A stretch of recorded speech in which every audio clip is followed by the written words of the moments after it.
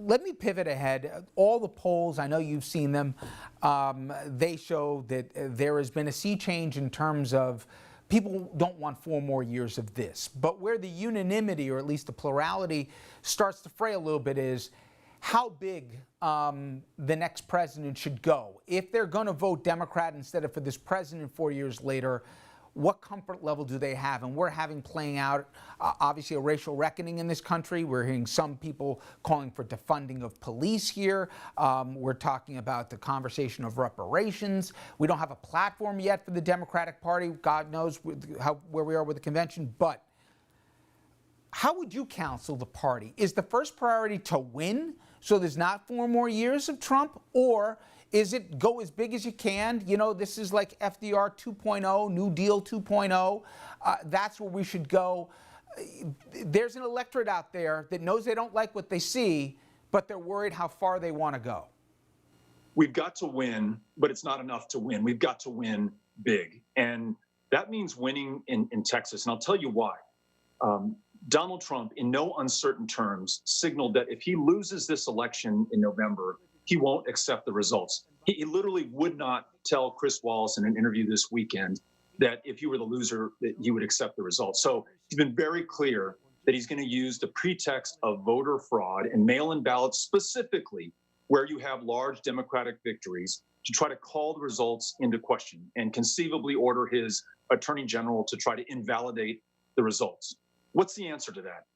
I think it's Texas. The last time a Democratic nominee won this state was in 1976, believe it or not, 44 years ago. If Joe Biden wins Texas and the 38 electoral college votes here, there's no close margin which the president can exploit to create chaos and confusion about the results. The returns will be seismic in their impact on our consciousness and our acceptance that we're going to turn the page on the Trump years and begin a new chapter for this country. And Richard, to your point, yes, it has to be FDR in scale, in scope, to address the systemic injustice, to address the cataclysm of climate change left unchecked, which will consume the generations that follow ours. Deal with the fact that in my home state of Texas, more people are uninsured than in any other state in the union. You've got folks dying of diabetes and the flu, in addition to COVID-19 right now. So the challenges have never been greater. The urgency must meet this crisis. And in order to do that, we've got to win really big all over the map. And we've got to contest in the unlikely places, including in Texas, where, as you've probably seen, even in polls released by Fox News, the president is losing badly to Joe Biden right now. That's not going to roll of its own accord. We can't take it for granted, and we certainly cannot be complacent. But it means that we can win if we contest vigorously and give this all that we have.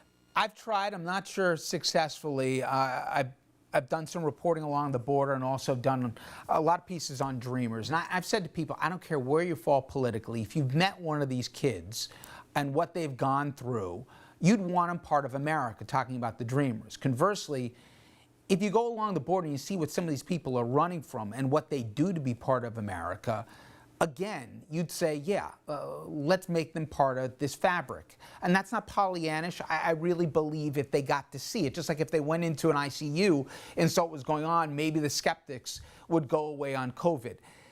How best to communicate, do you think, that we shouldn't be, as a nation, as afraid of immigrants? Not that anybody can cross whenever they want, but we should have immigration reform, and we'd be better off as a country on the other side if we do. You know, to your point, I remember campaigning in the panhandle of Texas in 2018. I was running against Senator Cruz. And Richard, you will not find a redder part of America anywhere in the other 49 states. And I was knocking on doors trying to meet the voters that were going to decide the outcome of that election. And then I wanted to represent and serve in the Senate. And so after giving my pitch, I'd ask them what was on their minds. Almost to a person in this very red rural county, they talked about immigration and specifically Dreamers because the valedictorian of that high school, who was himself a Dreamer, had just been rounded up, deported back to the country of origin that he came from, whose language he didn't speak, where he no longer had family. And that community was moved because they knew him, they knew that he was nothing to be afraid of. And they also knew that he was very likely the source of the rejuvenation of that community. He was the best of us as America, and they had just lost him. So you make an excellent point. When we know those dreamers, when we know their stories, regardless of whether we're Republican or Democrat, rural or urban, any other difference, that doesn't matter. We just see them as human beings, and we see them inextricably connected, not only to the best of America in our past, a country of refugees and asylum seekers and immigrants, but the best opportunities we have going forward, which will largely depend on dreamers who are willing to make this journey to come to this country, not only for themselves, but for all of us, to make this a better place. And against that, you have President Trump, who has sought to do the opposite, to distance us from these dreamers, to dehumanize them, to vilify them, to call immigrants an invasion, an infestation, to describe them as animals. Those are all words that the President of the United States has used. And it's not just his words, it's putting these kids in cages after he's separated them by force from their parents. It's losing the lives of children who are in our custody and care, who die in detention because of the inhumane conditions in which we keep them. And it's the 23 people who were murdered in my community right here in El Paso, Texas, almost a year ago, August 3rd of 2019, killed by somebody who picked up the signals sent by this president's description of invasion and infestation and animals, and with an AK-47 killed 23 people because he feared that invasion and had promised to stop it right here by force.